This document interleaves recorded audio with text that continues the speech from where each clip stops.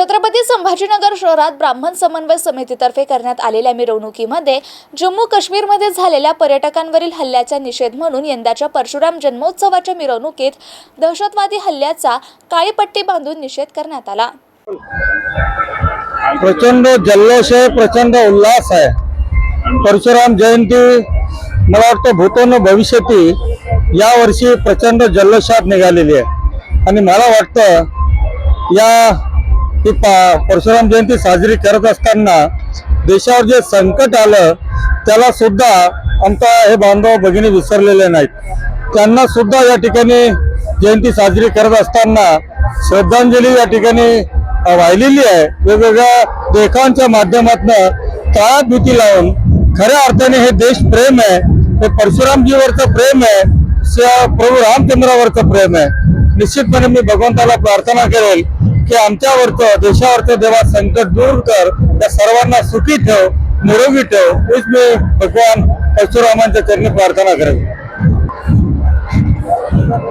हे जे देश आपल्या देशामध्ये आतंकवाद पाकिस्तानी अतिरेकी ज्या पद्धतीने पर्यटकांवर गोळीबार करून कंठस्नान घातलं 26-27 पर्यटकांना, खऱ्या अर्थाने मला वाटतं आता बदला घेण्याची वेळ आहे आणि मोदीजी आमचे देशाचे पंतप्रधान निश्चितपणे त्या दिशेने आता आपली वाटचाल सुरू आहे। कुत्र्याचं शेपूट किती सहन करण्याचा प्रयत्न केला तर ते वाकडत असतं, त्याला कायमचं या ठिकाणी संपवण्याची वेळ, ते कायमचं जर कट केलं तर याच्यानंतर वळवळ करणार नाही म्हणून पाकिस्तानला धडा शिकवण्याची संपूर्ण देशवासियांची भावना आहे।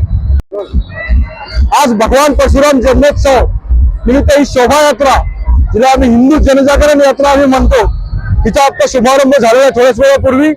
सध्या राजा बाजार संस्थान गणपती इथपासून जवळपास मोहन टॉकीज पर्यंत ही कंप्लीट त्यामध्ये ही शोभायात्रा आहे। यामध्ये 5 घोड पथक आहेत, 1 लेझिम पथक आहे, वेगवेगळ्या संस्थांचे 5 रथ आहेत, याशिवाय एक पालखी आहे, त्याचप्रमाणे 4 वेदांचं 2 रथ असून 1 रथ भगवान परशुरामांचा आहे। अशा प्रकारे सृष्टीमध्ये आजची त्यामध्ये यात्रा चालू आहे। या यात्रेचं वैशिष्ट्य म्हणजे असं की मागील आठवड्यामध्येच पहलगाम काश्मीर येथे जो भ्याड हल्ला जो हिंदू समाजाच्या लोकांवर झालेला आहे, अगदी त्यामध्ये नाव विचारून त्यांनी त्यामध्ये त्यांची हत्या केलेली आहे। या सर्वांचा निषेध म्हणून जे आहे सर्वजण आपल्या हातावर एक काळी फीत लावून सर्वजण या यात्रेमध्ये सामील झालेले आहेत आणि कोणत्याही प्रकारची विद्युत रोषणाई किंवा बँड डीजे अशा प्रकारचा आम्ही काहीही प्रकारे साजरी न करता आम्ही गांभीर्यपूर्वक आणि शिस्तबद्धपणे ही शोभायात्रेचा मार्गक्रमण आम्ही करत आहोत। या सध्याच्या यात्रेमध्ये जवळपास 4 ते 5 हजार परशुराम भक्त, ज्यामध्ये नुसतं ब्रह्मवृंदच नाही तर सकल हिंदू समाज त्या सर्व यात्रेमध्ये सामील झालेला आहे।